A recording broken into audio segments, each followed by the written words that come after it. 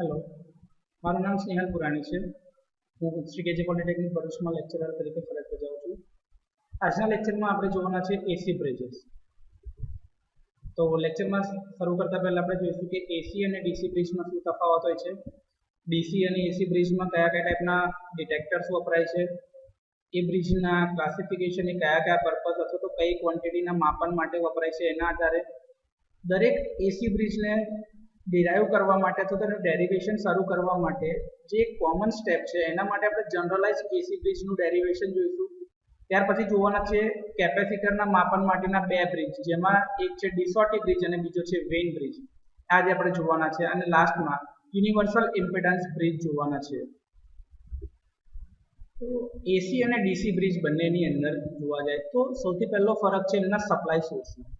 DC બ્રિજની અંદર આપણે સપ્લાય સોર્સ તરીકે બેટરી વાપરીએ છીએ, જ્યારે એસી બ્રિજની અંદર આપણે ઓસિલેટર સર્કિટ અથવા તો એસી સપ્લાય વાપરીએ છીએ। બેલેન્સ ઇક્વેશન જોવા જાય તો ડીસીનું બેલેન્સ ઇક્વેશન સિમ્પલ છે, જ્યારે એસી બ્રિજની અંદર રિયલ અને ઇમેજનરી બંને ટર્મના લીધે એના બેલેન્સ ઇક્વેશન થોડા કોમ્પ્લેક્સ છે। આ ડીસી બ્રિજ જે છે એ અનનોન રેઝિસ્ટન્સ, સ્ટ્રેન એવી જેવી ક્વોન્ટિટીના માપન માટે આપણે યુઝ કરીએ છીએ, અને મેઇનલી અનનોન રેઝિસ્ટન્સના માપન માટે જ આપણે ડીસી બ્રિજનો યુઝ કરીશું, જ્યારે એસી બ્રિજનો ઉપયોગ આપણે અનનોન ઇન્ડક્ટન્સ, કેપેસિટન્સ, ફ્રીક્વન્સી એવી ક્વોન્ટિટીના માપન માટે કરીએ છીએ। ડીસી બ્રિજની અંદર ગેલ્વેનોમીટરને આપણે ડિટેક્ટર તરીકે વાપરીએ છીએ, જ્યારે એસી બ્રિજમાં ડિટેક્ટર તરીકે હેડફોન્સ, પછી ટેલિફોન્સ, વાઇબ્રેશનલ ગેલ્વેનોમીટર, પછી અમુક કેસમાં ઓસિલેટર, એમ્પ્લીફાયર સર્કિટ્સ, આ બધા જ જે ઉપકરણો જે છે અથવા તો જે સાધનો છે એને આપણે ડિટેક્ટર તરીકે વાપરીએ છીએ। બેલેન્સિંગ ટાઈમ જોવા જાય તો ડીસીનો બેલેન્સિંગ ટાઈમ ઓછો છે, કેમ કે એમાં ફ્રીક્વન્સીની ટર્મ આવતી નથી, અનનોન રેઝિસ્ટન્સ અથવા તો અનનોન સ્ટ્રેન જેની કિંમત તમારે શોધવી છે અને બીજી ક્વોન્ટિટી સાથે બેલેન્સ કરીને જ શોધવાનું હોય છે, જ્યારે બેલેન્સિંગ ટાઈમ જે છે એસી બ્રિજમાં વધારે છે as compare to DC bridge. DC બ્રિજના ઉદાહરણ આપણે ગયા વખતે જોયા હતા, એ છે કેલ્વિન્સ ડબલ બ્રિજ અને વિટસ્ટન બ્રિજ, અને એ જ રીતે એસી બ્રિજના ઉદાહરણ જોવા જાય તો પેલું યાદ રાખવાની મેથડ તમને શીખવાડી હતી, હાઉ મેડ।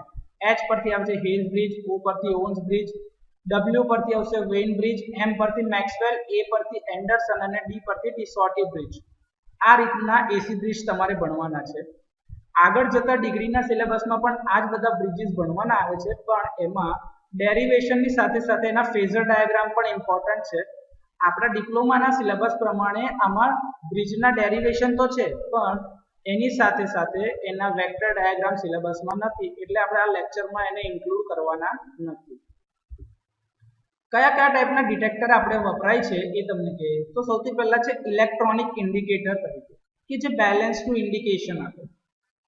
વાઇબ્રેશન ગેલ્વેનોમીટર, આ વાઇબ્રેશન ગેલ્વેનોમીટર જે છે એ 200 હર્ટ્ઝ કરતા ઓછી ફ્રીક્વન્સીના જે સપ્લાય હોય અથવા તો ઇન્ડક્ટર કે કેપેસિટર જે 200 હર્ટ્ઝ કે એના કરતા ઓછી ફ્રીક્વન્સી પર જ હશે ઇન્ડક્ટન્સ કે કેપેસિટન્સની કિંમત, એના બેલેન્સિંગ માટે વાઇબ્રેશન ગેલ્વેનોમીટર આપણે વાપરીએ છીએ। 250 હર્ટ્ઝથી લઈને 5 કિલો હર્ટ્ઝ સુધીની રેન્જમાં હેડફોન્સ અથવા તો ટેલિફોન્સનો આપણે યુઝ કરીએ છીએ।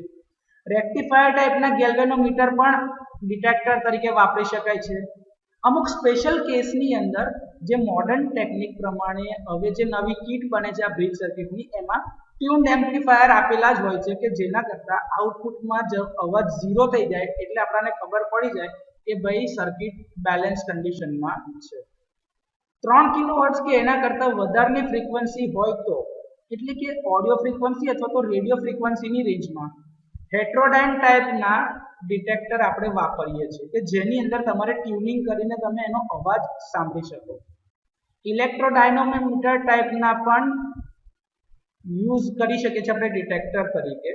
આ સિવાય પણ અમુક ડિટેક્ટર્સ છે કે જે આપણા સિલેબસમાં કામના નથી, આપણે જનરલી વાઇબ્રેશન ગેલ્વેનોમીટર અથવા તો હેડફોન્સ કે ટેલિફોન્સનો જ યુઝ કરીને એસી બ્રિજના બેલેન્સને શોધીશું। ક્લાસિફિકેશન જોઈએ તો એસી બ્રિજ બે અનનોન ક્વોન્ટિટીના માપન માટે મુખ્યત્વે યુઝ થાય છે, એમાં છે કેપેસિટર અને ઇન્ડક્ટર। કેપેસિટરના માપન માટે બે બ્રિજ છે, વેઇન બ્રિજ અને ડિસોટી બ્રિજ। એ જ રીતે ઇન્ડક્ટરના માપન માટે છે Hay's bridge, Owen's bridge, Maxwell bridge, Anderson bridge. આ સિવાય પણ આપણી પાસે બ્રિજ છે જે યુનિવર્સલ ઇમ્પિડન્સ બ્રિજ છે જે બંને માટે માપન માટે ઉપયોગમાં લેવાય છે, એ પણ આપણે આ લેક્ચરમાં જોવાના છીએ. તો સૌથી પહેલા ચાલુ થતા પહેલા આપણે જનરલાઇઝ બ્રિજ બેલેન્સ ઇક્વેશન શોધી લઈએ. જો અહીંયા આગળ કોઈ સ્પેસિફિક કમ્પોનન્ટ એટલે કે રેઝિસ્ટન્સ, ઇન્ડક્ટર કે કેપેસિટર લગાડેલ નથી. અહીંયા ફક્ત ને ફક્ત એ જગ્યા પર આપણે ઇમ્પિડન્સ માર્ક કરેલા છે. જેમ કે ફર્સ્ટ બ્રાન્ચનો ઇમ્પિડન્સ છે Z1, બીજી બ્રાન્ચનો છે Z2, ત્રીજી બ્રાન્ચમાં છે Z3 અને ચોથી બ્રાન્ચમાં છે Z4. આ દરેકમાંથી પસાર થતા કરંટ છે અનુક્રમે I1, I2, I3 અને I4 છે. દરેકના વોલ્ટેજ ડ્રોપ તો કે I1 * Z1 એટલે કે એનું EMF થશે E1, I3 અને Z3 પ્રમાણે થશે E3, I2 અને Z2 પ્રમાણે થાય છે E2 અને I4 * Z4 પ્રમાણે મળશે E4. સપ્લાયનું ટોટલ EMF છે E. જો તમે જોવા જાવ તો E બરાબર એવું કહી શકાય કે E1 + E3 અથવા તો E બરાબર E2 + E4 બંને રીતે કહી શકાય, કેમ કે એના બે છેડાની અક્રોસનો વોલ્ટેજ ડ્રોપ આ બંને રેઝિસ્ટન્સ એકબીજા સાથે સિરીઝ હોય તો એમની જ્યારે ડિટેક્ટરમાંથી કોઈ કરંટ પસાર ના થતો હોય ત્યારે બેલેન્સ કન્ડિશનમાં તમે આવું કહી શકો છો. જે તમને આગળ કીધું એ જ કે ભાઈ આની અંદર ચાર છેડા છે જેની અંદર ચાર અલગ અલગ ઇમ્પિડન્સ છે Z1, Z2, Z3 અને Z4, જેના લીધે બ્રિજ સર્કિટ બને છે. જ્યારે બ્રિજ સર્કિટ બેલેન્સ કન્ડિશનમાં હશે ત્યારે આ ડિટેક્ટરમાંથી કોઈ પણ પ્રકારનો કરંટ પસાર થશે નહીં. એટલે કે આ જગ્યા પર તમે જે પણ કોઈ પ્રકારના ગેલ્વેનોમીટર, હેડફોન્સ કે ટેલિફોન્સ કે કંઈ પણ લગાડેલું હશે એમાં કોઈ પણ પ્રકારનું આઉટપુટ આવશે નહીં. એટલે કે તમને જો અગર ફ્રીક્વન્સીના ટર્મમાં તમે જોવા જાવ તો તમારી ફ્રીક્વન્સી ઓડિયો ફ્રીક્વન્સીની રેન્જમાં હોય તો તમને કોઈ અવાજ સંભળાશે નહીં, અને જગ્યા પર વાઇબ્રેશન ગેલ્વેનોમીટર હશે તો એનું કોઈ જાતનું વાઇબ્રેશન થશે નહીં જ્યારે એ બેલેન્સ કન્ડિશનમાં હશે ત્યારે. તો એ ટાઈમ દરમિયાન તમે એવું કહી શકો કે ભાઈ પોઈન્ટ બી અને પોઈન્ટ બી બંને એક સરખા પોટેન્શિયલ પર છે, જે આપણે ડીસી બ્રિજની અંદર કર્યું તો એ જ. તો એવું કહી શકાય કે AB અને AD એ બંનેની આક્રોસમાં જે પોટેન્શિયલ ડિફરન્સ અથવા તો જે વોલ્ટેજ ડ્રોપ થઈ રહ્યો છે એ એકબીજાને સમતોલતા હશે. મતલબ કે તમે એવું કહી શકો કે ભાઈ E1 બરાબર E2 હશે. હવે જો E1 બરાબર E2 થાય તો E1 ની કિંમત શું છે તો કે I1 * Z1 અને E2 ની કિંમત છે I2 * Z2. તો એ જ કિંમત છે I1 * Z1 બરાબર I2 * Z2.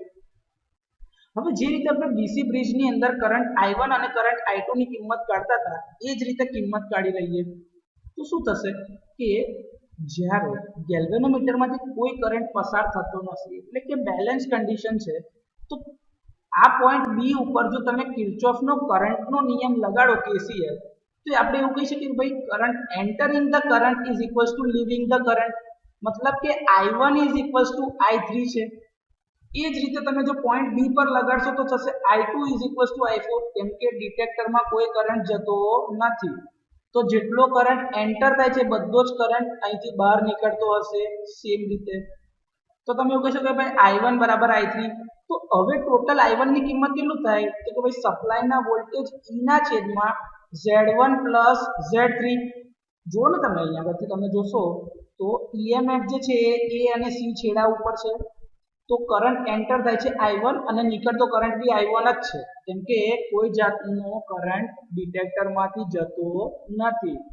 તો એવું કહી શકાય કે ભાઈ I1 જો કોમન કાઢીએ તો EMF શું બની જશે Z1 + Z3 જેટલું. તો I1 બરાબર શું થાય કે E ના છેદમાં Z1 + Z3. જો એટલે કે I1 ની કિંમત એ જ I3 ની કિંમત છે, તો ટોટલ EMF એના અક્રોસના બે છેડામાં છે E અને આખો ઇમ્પિડન્સ છે તો કે ભાઈ Z1 + Z3, કેમ કે ડિટેક્ટરમાંથી કોઈ કરંટ જતો નથી, મતલબ કે આ છેડો છે જ નહીં.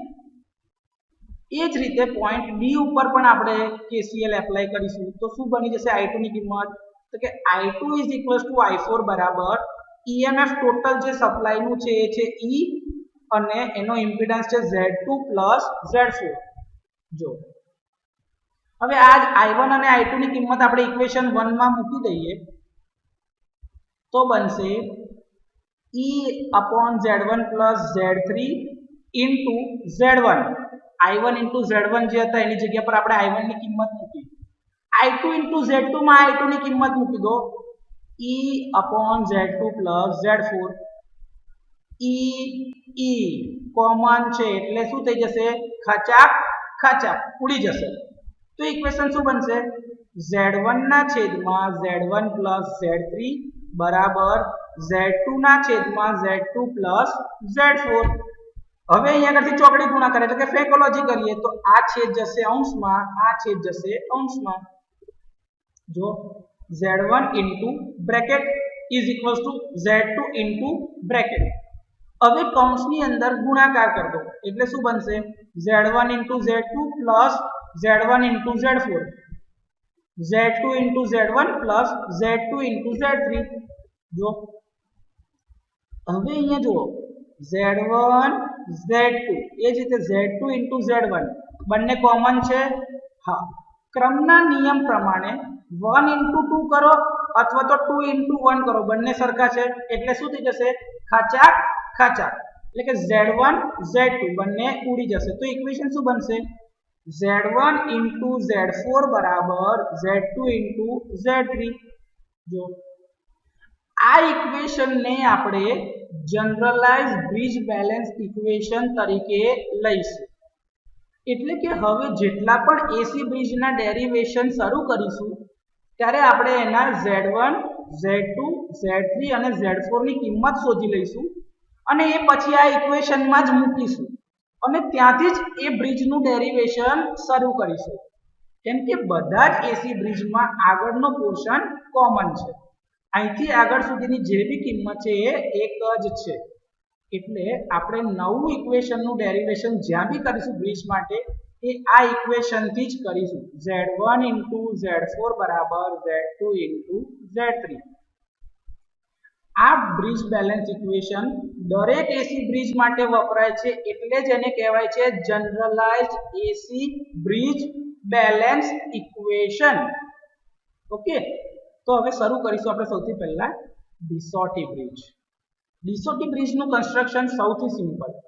જે તમે વિસ્ટર્ન બ્રિજ જોયા હતા જેમાં 4 આર્મમાં રેઝિસ્ટન્સ હતા એવું અહીંયા આગળ 2 બ્રાન્ચમાં કેપેસિટર છે અને 2 બ્રાન્ચમાં રેઝિસ્ટર છે. સૌથી સિમ્પલ કન્સ્ટ્રક્શન ધરાવતો બ્રિજ એટલે ડિસોટી બ્રિજ. તમે અહીંયા સોર્સ તરીકે EMF બેટરી વાપરેલી છે અને ડિટેક્ટર એ આગળ તમને બતાયા એમાંથી કોઈ પણ એક પ્રકારનું ડિટેક્ટર હોઈ શકે છે. બરોબર, આ બ્રિજની મદદથી આપણે અનનોન કેપેસિટર C1 નું કેપેસિટન્સ શોધવાના છીએ. જો C1 જે છે એ છે કેપેસિટન્સ ઓફ અનનોન કેપેસિટર અને એને બેલેન્સ કરવા માટે તમારી પાસે C2 છે જે સ્ટાન્ડર્ડ અથવા તો નોન વેલ્યુ ઓફ કેપેસિટર નું કેપેસિટન્સ છે. R3 અને R4 નોન વેલ્યુના રેઝિસ્ટન્સ છે. D જે છે એનું ડિટેક્ટર છે અને E જે છે એ EMF નો સોર્સ છે. ઓકે, હવે આપણે જનરલાઇઝ બ્રિજ બેલેન્સ ઇક્વેશન જ યુઝ કરવાના છે. Z1 ઇન્ટુ Z4 બરાબર Z2 ઇન્ટુ Z3. યાદ રાખવા માટે હંમેશા જોવાનું સામસામેની બાજુનો ગુણાકાર બરાબર સામસામેની બાજુનો ગુણાકાર. એટલે બાજુ એટલે કે ઇમ્પિડન્સ, કે સામસામેની બાજુના ઇમ્પિડન્સનો ગુણાકાર બરાબર બીજી સામસામેની બાજુના ઇમ્પિડન્સનો ગુણાકાર બેલેન્સ થાય. ઓકે, તો હવે દરેકના ઇમ્પિડન્સ લખી દઈએ. તો Z1 બરાબર શું થશે? Z1 બરાબર એકલું કેપેસિટન્સ છે એટલે કે 1 upon j ઓમેગા C1 અથવા તો 1 upon j XC1. જો હવે 1 upon j ની જગ્યા પર મેં લખ્યા છે -j, કેમ કે જો તમે જાણો છો j² બરાબર થાય -1, તો j બરાબર થઈ ગયું -1 upon j. તો અહીંયા આગળ મેં ખાલી કિંમત જ મૂકી છે કે ભાઈ -j upon ઓમેગા C1. તમે આની જગ્યા પર લખી શકો છો 1 upon j ઓમેગા C1, કેમ કે તમે જ્યારે ઇમ્પિડન્સ લખતા હતા ત્યારે તમે લખતા હતા XL માઇનસ XC. તો માઇનસ XC નો મતલબ જ આ છે કે ભાઈ -j into XC1 એટલે કે -j upon ઓમેગા C1. આના બરાબર એવું લખી શકાય કે ભાઈ 1 upon j ઓમેગા C1. આ થઈ શકે છે. બીજા માટે એવું લખવું હોય તો -jXC2 એટલે કે ભાઈ -j upon ઓમેગા C2. ત્રીજી બ્રાન્ચમાં તો રેઝિસ્ટન્સ છે એટલે Z3 બરાબર R3 અને Z4 બરાબર થશે R4. આ ચાર આપણા ઇમ્પિડન્સની કિંમતો છે.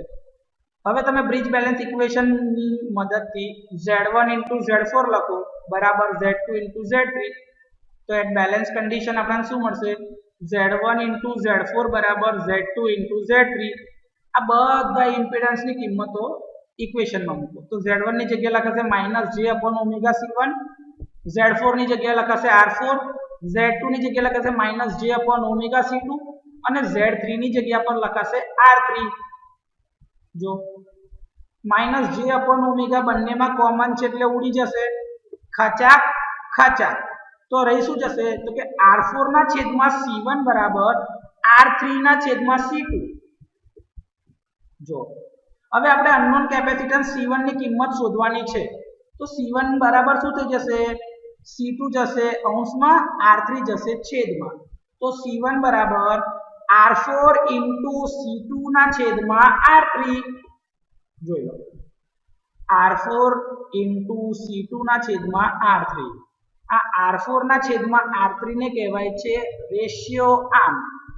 રેશિયો આર્મ કેમ કે R4 ના છેદમાં R3 એટલે કે રેશિયો મળે છે ને R4 ના છેદમાં R3 એટલે એને રેશિયો આર્મની રીતે ઓળખવામાં આવે છે તો આ ડિસોટી બ્રિજનું ડેરિવેશન થયું એકદમ સિમ્પલ કન્સ્ટ્રક્શન વાઇઝ બી ડેરિવેશન વાઇઝ બી પરીક્ષામાં 4 માર્ક્સમાં પૂછાય તો આમાં 4 માંથી 4 પૂરા માર્ક્સ લઈ શકાય જરા બી તકલીફ પડે નહીં આગળ જે બ્રિજ જોવાના છે એના ડેરિવેશન થોડા કોમ્પ્લિકેટેડ છે જેમાં તમારે થોડું વધારે ધ્યાન આપવું પડે છે એવું એક ડેરિવેશન જે છે એ છે વેઇન બ્રિજનું જો વેઇન બ્રિજના કન્સ્ટ્રક્શનમાં તમે જોશો ને તો અહીંયા તો R3 R4 છે જ પણ જે પહેલી બ્રાન્ચ હતી ને એમાં R1 ની જોડે પેરેલલમાં એક C1 છે અને R2 ની જોડે સિરીઝમાં એક બીજું કેપેસિટર છે C2 વેઇન બ્રિજના બે ઉપયોગ છે જેની મદદથી અનનોન કેપેસિટન્સ તો શોધાય જ છે પણ એનો ઉપયોગ ફ્રીક્વન્સીના માપન માટે પણ થાય છે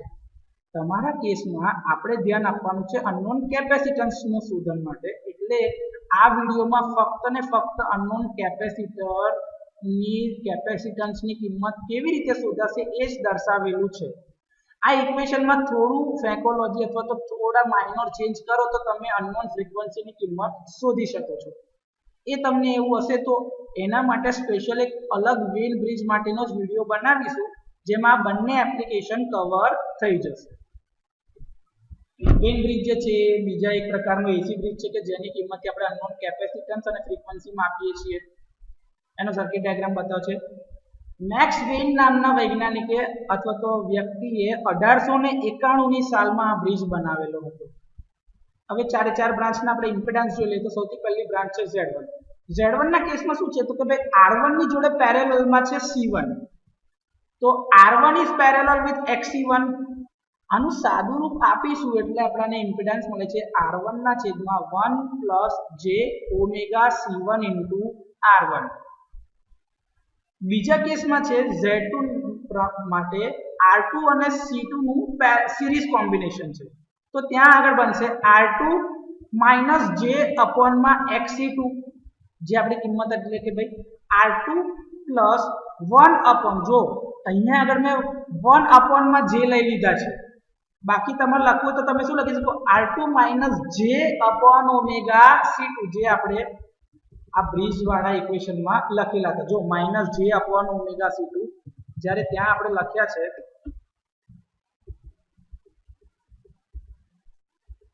માઇનસની જગ્યા પર લખ્યા 1/j⍵c2 Z3 ની કિંમત R3 છે અને Z4 ની કિંમત છે R4 આપણે જાણીએ છે બેલેન્સ કન્ડિશન પ્રમાણે Z1 * Z4 બરાબર Z2 * Z3 આ ઇક્વેશનનો યુઝ કરીને આ કિંમતો એમાં છમ્મ કરી દઈશું એટલે કે મૂકી દઈશું જો R1 ના છેદમાં 1 + j⍵c1 R1 * R4 બરાબર R2 + 1/j⍵c2 * R3 આ જે છેદ જે છે એ કોમન છેદ છે બંનેનો કેમ કે આ ગુણાકારના સંબંધમાં છે એટલે આને બરાબરની પેલી બાજુ મૂકી દઈએ તો એ જતો રહેશે અંશમાં જો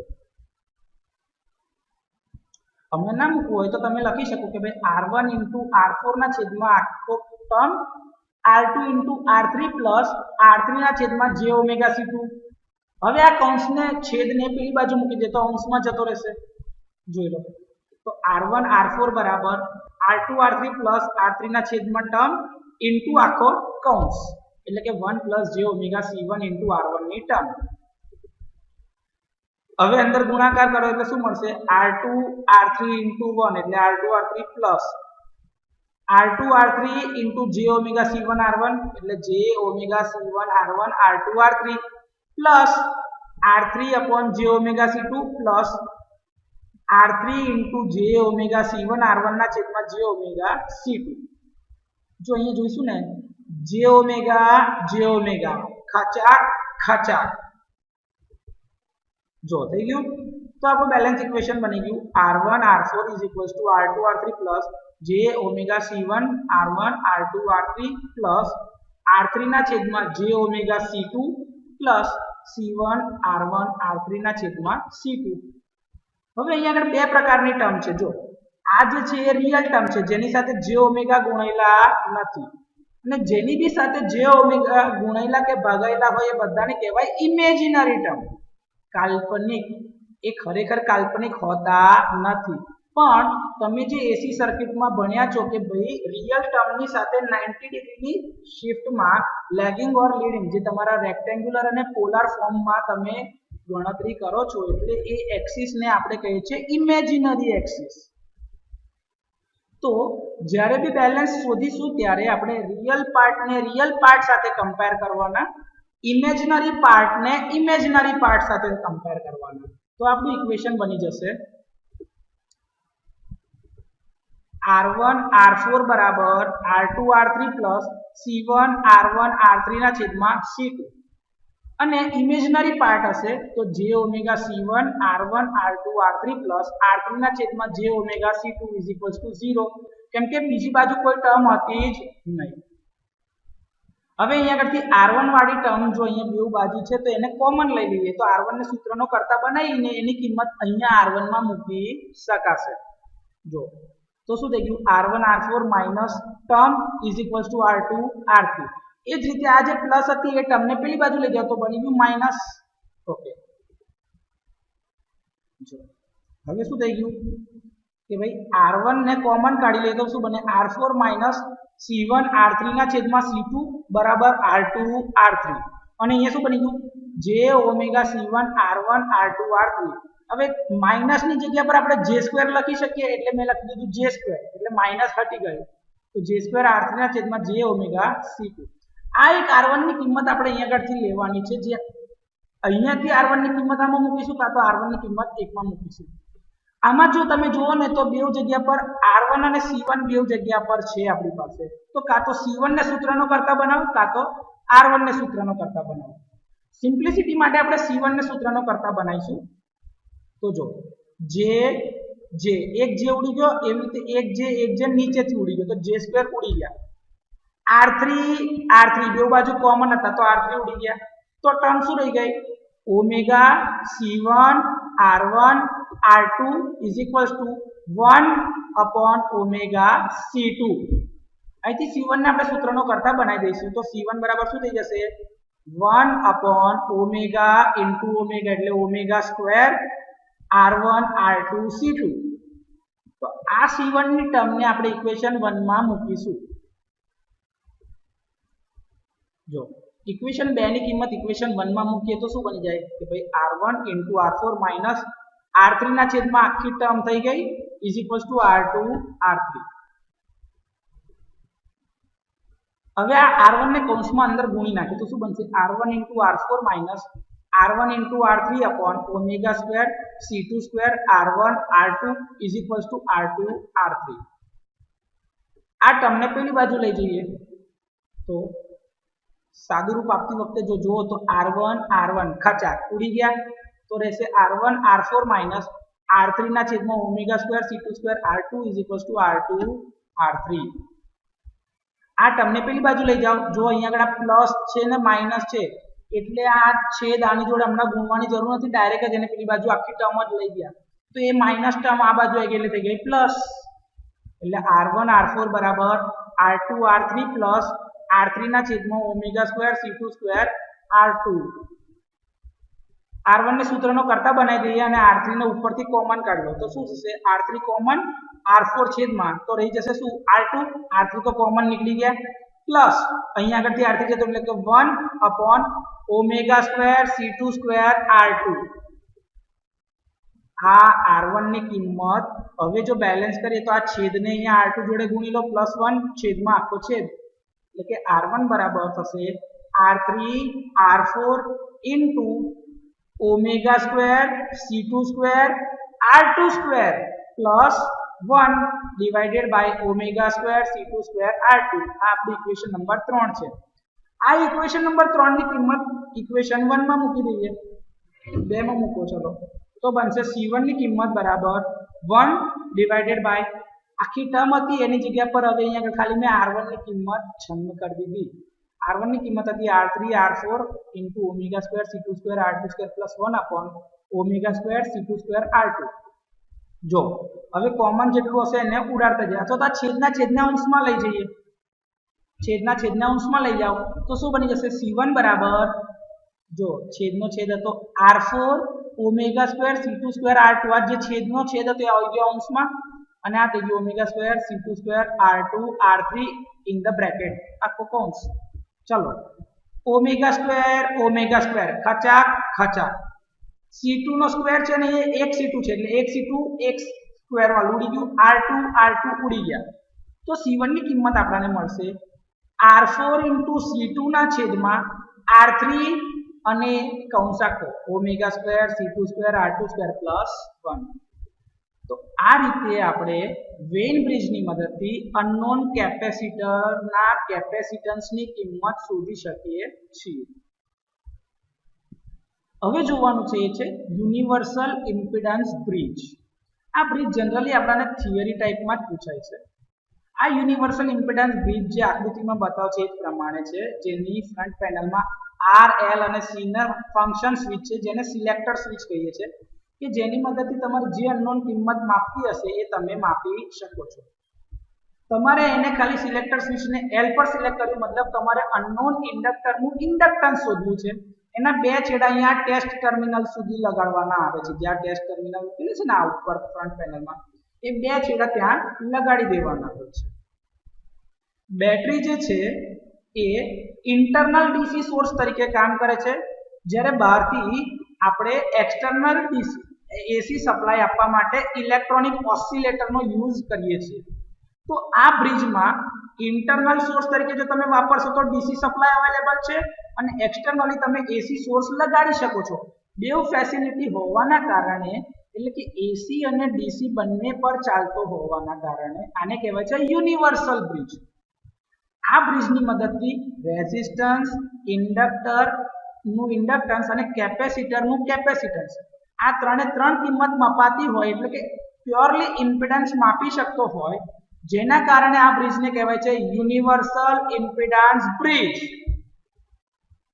અહીંયા તમે જોતા હશો તો આપણી પાસે ફેસિલિટી છે કે જ્યાંથી તમે એક્સટર્નલ સોર્સને કનેક્ટ કરી શકો છો જો લખેલું છે એક્સટર્નલ સોર્સ અહીંથી લગાડવા માટે જ્યાંથી આપણે બહારથી એસી અથવા તો બહારથી કોઈ અમુક વેલ્યુનો ડીસી સપ્લાય બી આપી શકીએ છીએ આપણી જરૂરિયાતનું પ્રમાણમાં સિલેક્ટર સ્વિચની મદદથી આપણે R L અને C ના પેરામીટરને સિલેક્ટ કરવાના જેની કિંમત આપણે શોધવી હોય છે અથવા તો જેની કિંમત આપણે માપવાના છીએ L C અને R ની કિંમતને બહુ જ લાંબી રેન્જમાં માપવા માટે આપણી પાસે રેન્જની એક્સટેન્શનની બી વેલ્યુ અથવા તો ફેસિલિટી અવેલેબલ છે જેની મદદથી આપણે એની રેન્જને મિલી માઇક્રો એ બધી રેન્જમાં બી માપી શકીએ છીએ એ જ રીતે મેગા ને એવી મોટી રેન્જમાં પણ એની કિંમતો માપી શકાય છે એટલી ફેસિલિટી આપણી પાસે અવેલેબલ છે આ અહીંયા આગળ એના ડાયલ છે જે એના મલ્ટીપ્લાયરને સેટ કરી આપે છે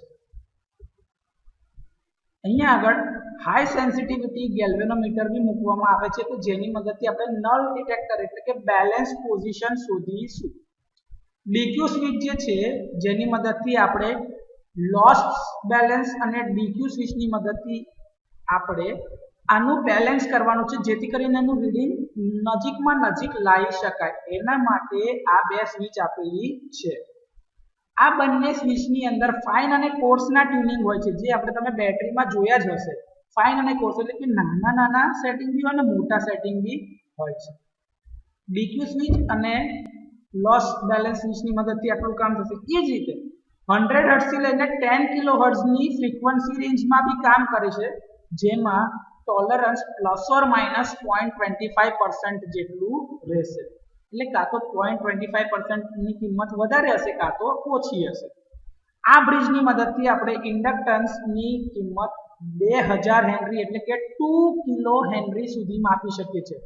કેપેસિટન્સની કિંમત 2000 માઇક્રોફેરાડ એટલે કે 2 મિલીફેરાડ સુધીનું કેપેસિટન્સ માપી શકીએ છીએ.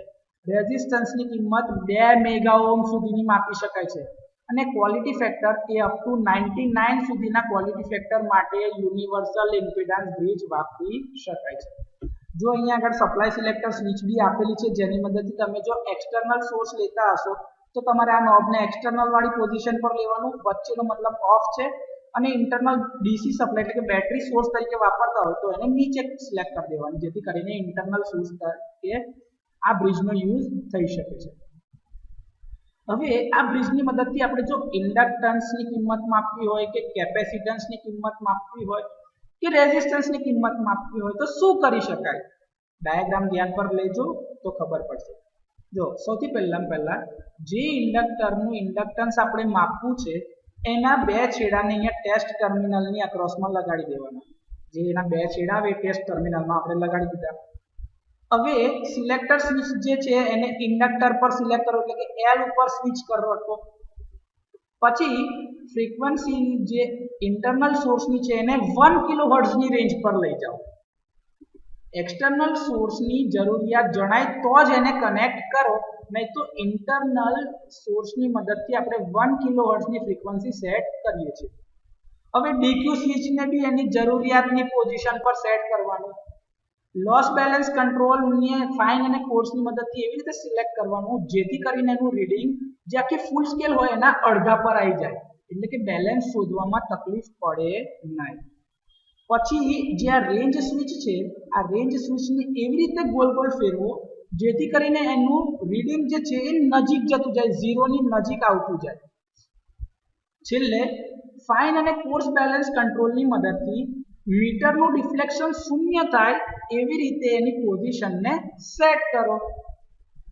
સૌથી લાસ્ટમાં બેલેન્સ કંટ્રોલ અને લોસ કંટ્રોલ, આ જે છે ને લોસ બેલેન્સ કંટ્રોલ અને આ ડીક્યુ સ્વિચ, આ બેની મદદથી આનું ડિફ્લેક્શન શૂન્ય આવે એવી રીતે એને સેટ કરવાનું છે, જેથી કરીને આ બ્રિજ તમારો નલ ડિફ્લેક્શન એટલે કે આ ઝીરો વાળી પોઝિશન ઉપર સેટ થાય. જ્યારે એ ઝીરો બતાવે ત્યારે સમજો કે બ્રિજ બેલેન્સ કન્ડિશનમાં છે, અને એ ટાઈમ દરમિયાન આ જે મલ્ટીપ્લાયરની મદદથી રેન્જની મદદથી જે તમે ઇન્ડક્ટન્સની કિંમત શોધી હશે એ રેન્જ અને એના મલ્ટીપ્લાયરની કિંમતની મદદથી અનનોન ઇન્ડક્ટન્સની કિંમત કહી શકાય કે ભાઈ આ ઇન્ડક્ટરનું ઇન્ડક્ટન્સ આટલું જ છે. એ જ રીતે તમારે અનનોન કેપેસિટન્સની કિંમત શોધવી હોય તો જ્યાં ઇન્ડક્ટરના છેડા લગાડ્યા ત્યાં કેપેસિટરના છેડા લગાડવાના. તો ધ કેપેસિટર જેની કિંમત તમારે શોધવી છે એના બે છેડાને ટેસ્ટ ટર્મિનલ પર લગાડો. સિલેક્ટર સ્વિચને કેપેસિટન્સ પર રાખો. ઇન્ટરનલ ફ્રીક્વન્સીને પાછી 1 કિલોહર્ટ્ઝ પર સેટ કરો, અથવા તો બહારથી તમે એક્સટર્નલ સોર્સ લગાડતા હોય તો એની ફ્રીક્વન્સી એ પ્રમાણે સેટ કરો. ડીક્યુ સ્વિચને એની નેસેસિટીની પોઝિશન જે હોય જે તમારા માપનમાં જરૂરિયાત લાગે એ પોઝિશન પર રાખો. બને ત્યાં સુધી મિનિમમ પોઝિશન પર જ રહેવા દેવાનું. લોસ બેલેન્સ કંટ્રોલનું બી એડજસ્ટમેન્ટ મિનિમમ પોઝિશન પર ફાઇન અને કોર્સની મદદથી કરવાનું. સેન્સિટિવિટી કંટ્રોલનો યુઝ એવી રીતે કરવાનું જેથી મીટરનું ડિફ્લેક્શન અડધી રેન્જ ઉપર આવી જાય, એટલે કે બેલેન્સ શોધવામાં સરળતા રહે. એ રેન્જ પર લઈ આવવાનું. રેન્જ સ્વિચને એવી રીતે હવે ટ્યુન કરો જેથી કરીને મીટરનું રીડિંગ મિનિમમ આવતું જાય. ફાઇન અને કોર્સ બેલેન્સ કંટ્રોલની મદદથી એનું રીડિંગ ઝીરો મિનિમમ પોઝિશન પર લઈ જાઓ. જ્યારે એ ઝીરો પોઝિશન પર આવે ત્યારે બેલેન્સ અને લોસ કંટ્રોલનું બેલેન્સની જે સ્વિચ હતી એનું ટ્યુનિંગ મિનિમમ પર રાખેલું ચેક કરો. અને ત્યાર પછી જે અનનોન કેપેસિટરની કિંમત આવી એ કિંમતની મદદથી એના મલ્ટીપ્લાયરને મલ્ટીપ્લાય કરો એ વેલ્યુ સાથે, અને જે કિંમત આવે એ આપણા અનનોન કેપેસિટન્સની કિંમત છે. તો આ રીતે યુનિવર્સલ ઇમ્પિડન્સ બ્રિજની મદદથી અનનોન કેપેસિટન્સ માપી શકાય છે. અનનોન રેઝિસ્ટન્સની કિંમત માપવી હોય તો એ જ રીતે બે છેડાની અક્રોસમાં અનનોન રેઝિસ્ટર લગાડો, ફંક્શન સ્વિચને રેઝિસ્ટર પર સ્વિચ કરો, બહારથી આપણે એક્સટર્નલ ડીસી સોર્સ લગાડો અથવા તો અંદરથી જ ડીસી સોર્સ વાપરવો હોય તો ઇન્ટરનલ ડીસી સોર્સને આ સિલેક્ટર સ્વિચની મદદથી ઇન્ટરનલ બેટરી પર સિલેક્ટ કરી શકાય છે. હવે એની જે રેન્જ જે છે એની સ્વિચને મેક્સિમમ વેલ્યુ પર લઈ જાઓ સૌથી પહેલા, કેમ કે રેઝિસ્ટન્સ બહુ મોટી રેન્જમાં માપવાના આવશે જ્યારે ઇન્ડક્ટર અને કેપેસિટન્સ નાની રેન્જ પર માપવાના આવશે. ફાઇન અને કોર્સને એની રેગ્યુલર નેસેસરી વાળી જે પોઝિશન લાગતી હોય એના પર જ સેટ કરો સપ્લાયની રેન્જ માટે. સેન્સિટિવિટી કંટ્રોલની મદદથી એનું ટ્યુનિંગ એવી રીતે કરો જેથી કરીને તમારું reading half of the full scale આવે, એટલે કે જે આખી રેન્જ જે છે એના અડધા પર આવી જાય, એટલે કે બેલેન્સ શોધવામાં સરળતા રહે. રેન્જ સ્વિચને હવે એવી રીતે સેટ કરો જેથી કરીને તમારું મીટર જે છે એ ઓછામાં ઓછું રીડિંગ બતાવતું છે. બેલેન્સ કંટ્રોલને એ જે સ્વિચ છે એનું ટ્યુનિંગ હંમેશા મિનિમમ પોઝિશન પર જ રાખો જેથી કરીને બ્રિજ બેલેન્સ કરવામાં સરળતા રહે. સૌથી લાસ્ટમાં જે બેલેન્સ કંટ્રોલ અને લોસ કંટ્રોલ વાળું જે ટ્યુનિંગ હતું એને 0 રીડિંગ પર લઈ જાઓ જેથી કરીને એની કિંમત બેલેન્સ પોઝિશન પર મીટર શૂન્ય બતાવે. તો આ રીતે અનનોન રેઝિસ્ટન્સની કિંમત જે પેલી વેલ્યુ આવી અને એના મલ્ટીપ્લાયરને મલ્ટીપ્લાય કરીને જે બી કિંમત મળે એ તમારા અનનોન રેઝિસ્ટન્સની કિંમત છે. લેક્ચર પૂરું કરતા પહેલા એક સુવિચાર આપ્યો. સ્વામી વિવેકાનંદજીએ કીધું છે, A nation is advanced in proportion to education and intelligence spread among the masses. એવું કહેવા માંગે છે કે એક રાષ્ટ્રની પ્રગતિ એની અંદર વસતા લોકોમાં ફેલાયેલા શિક્ષણ અને વિકાસના પ્રમાણસર છે. એટલે કે તમારામાં જેટલું શિક્ષણ અથવા તો તમારો જેટલો વિકાસ હશે એટલો જ તમારો દેશ આગળ વધશે.